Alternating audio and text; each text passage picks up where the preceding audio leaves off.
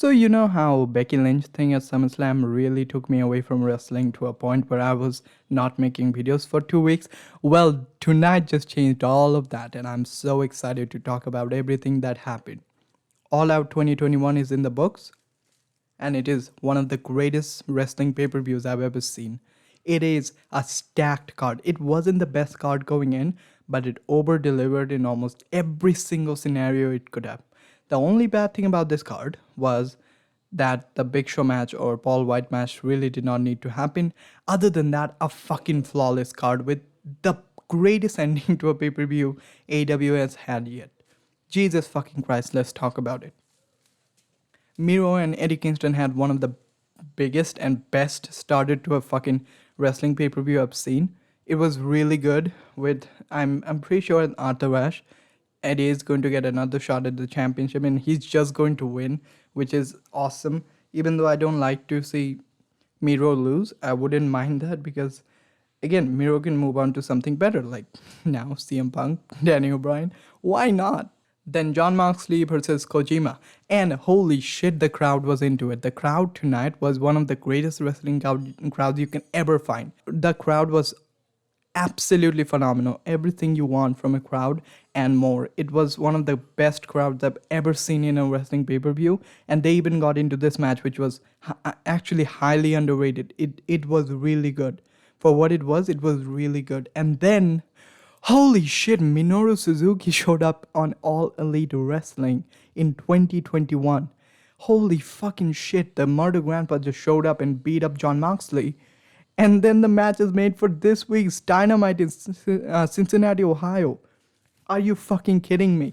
This is a fucking pay-per-view match, but sure, give it to us. I loved how Minoru Suzuki just came out and everyone knew who he was. He was smiling because he was so excited, and the crowd singing along to perfect. Then the AEW Women's Championship match between Britt Baker and Chris Statlander, the best women's division match for the title yet. The only match that rivals that is Britt Baker versus Thunder Rosa with the unsanctioned lights out match. That was better, but for the title there has not been a better match, and that's fucking saying something.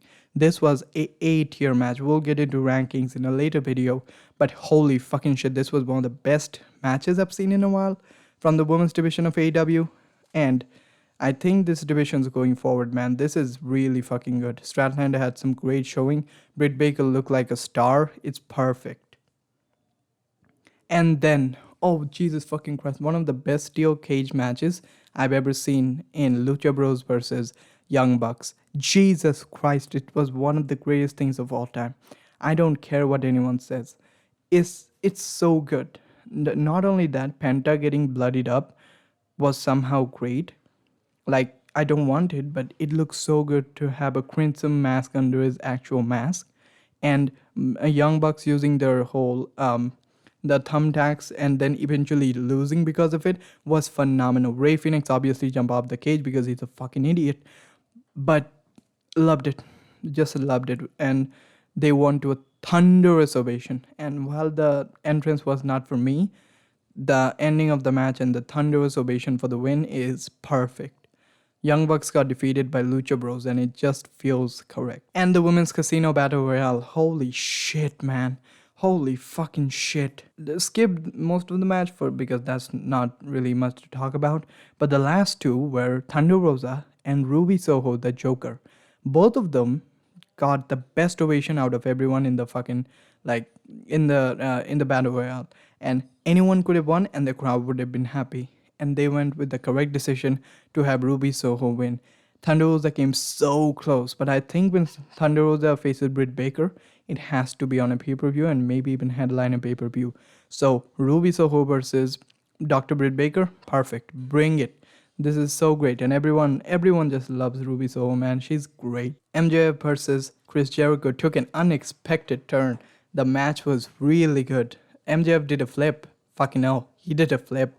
And towards the end, like the fake out with Jericho almost losing because of a referee not seeing his foot on the rope, that was brilliant because for a second I actually bought it. I thought this is how they retired Jericho to create more heat for MJF. Perfect. But That did not really happen, and Jericho won, which fair enough is a good decision, and he celebrated afterwards. Great. CM Punk still has it. He's still good in the ring. He's still great in the ring. And while the first 10 minutes of the match was slow, the rest of the match was fucking amazing. Everything worked.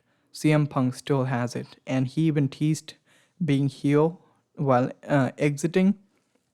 Oh my fucking lord. Love it. I really, really love it. CM Punk still has it, man. Paul White and QT Marshall did not really need to happen. Didn't like it. Fuck it. And finally, the AEW World Championship match. Like Kenny Omega, Christian Cage, they put on a good match. I don't think this should have ended the pay-per-view if there were not, the stuff happening after that. But the match was good. I think there were too many interference for me to say it was a phenomenal match. There were too many interferences, man. And Omega should have just won clean, if I'm being absolutely honest. And after the show, or after the fucking match, Adam Cole, baby, showed up and joined the Elite. Perfect. I love that. I so love that. And then Daniel Bryan. Bryan Danielson is all elite. And he came in, Christian, Luchasaurus, Jungle Boy, and everyone else just beat up the Elite. I fucking love it. Really do. This is an all-timer pay-per-view, man. An all-timer pay-per-view. This was so good.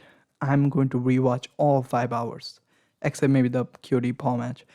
But this was really fucking good. I think AEW might have hit it out of the fucking park with this one. AEW's best pay-per-view yet, ever, definitely. And for people who say, oh, AEW is just ex-WWE, guys, doesn't fucking matter.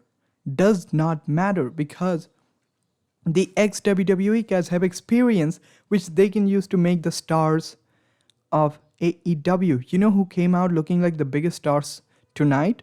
Darby Allin, Penta, Ray Phoenix, none of whom have been in AEW. Eddie was one of the biggest babyfaces going in, and he wasn't in WWE. They're all from AEW. And if you can use the WWE talent to make AEW talent, perfect. This is how you book a wrestling show, a wrestling pay-per-view. This was perfect. Thank you, AEW. We want nothing else but for this company to do good.